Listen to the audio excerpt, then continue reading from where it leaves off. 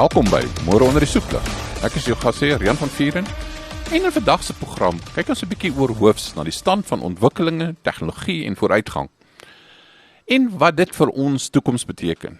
Nie in 'n taal van oordrewe paniek nie, maar rustig, nugter en menslik. Ons leef vandag in 'n wêreld waar tegnologie nie meer 'n hulpmiddel is nie. Dit word al hoe meer die raamwerk waarbinne ons werk, leer en selfs dink. Kunsmatige intelligensie, robotika, biotechnologie, nuwe energie. Dis nie afsonderlike stories nie, hulle versterk mekaar. En dit versnel verandering. Kom ons begin by kunsmatige intelligensie. KI beweeg vinnig van 'n instrument wat jy gebruik, na iets wat al hoe meer saam met jou werk. Hierdie stelsels leer vinnig, word goedkoper en kan binnekort self verbeter, soos om kode te skryf, foute op te spoor en nuwe oplossings te vind. Party mense praat selfs van innerlike lewe of bewussyn, wanneer hulle met die programme se antwoorde lees. Maar as ons die poesie wegvat, bly die kern oor. KI raak 'n kragtige medewerker. Dit kan enorme voordele bring vir produktiwiteit, navorsing en kreatiwiteit. Maar dit dwing ons ook om te vra, wie dra die verantwoordelikheid? Wat gebeur met werk? En hoe hou ons menslike oordeel in die prentjie? Dan die minder sigbare deel, die infrastruktuur onder dit alles. Om KI moontlik te maak, word reuse bedrae geld in datasentrums, veselkabels, nuwe halfgeleiers en batterye ingepomp. Die nuwe werk, nuwe nywerhede, nuwe ekonomiese geleenthede. Maar dit maak ons ook afhanklik van komplekse dierstelsels en van geopolitiek, energievoorsiening, wat nie altyd stabiel is nie. Intussen stap robotika stadig maar seker uit die fabriek en die laboratorium, die wêreld binne. Verwag afleweringsrobotte op sypaadjies, humanoïde helpers in winkels en hospitale, masjiene wat nuwe voorwerpe kan hanteer sonder vooraf programmering. Die geleentheid, minderlike gevaarlike werk vir mense, meer ondersteuning vir gesondheidsorg en logistiek. Die vraag, hoe bly die mens sentraal, nie vervangbaar nie. Dan raak die prentjie bietjie donkerder. Militêre tegnologie digitaliseer ook.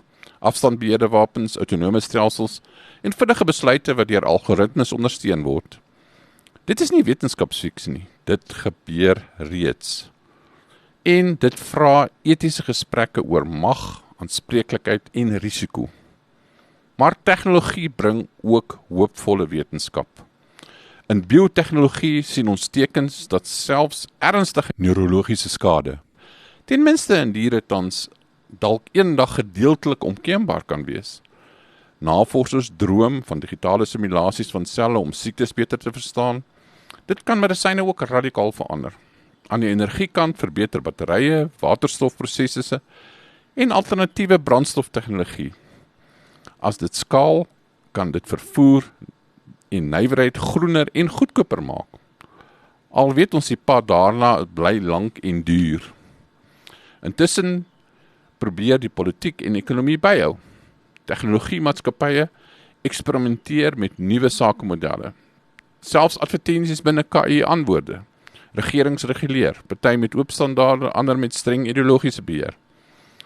Dit wys, KI gaan nie net oor tegniek nie, dit gaan oor mag, waardes en wie besluit. So wat beteken dit vir ons as gewone mense?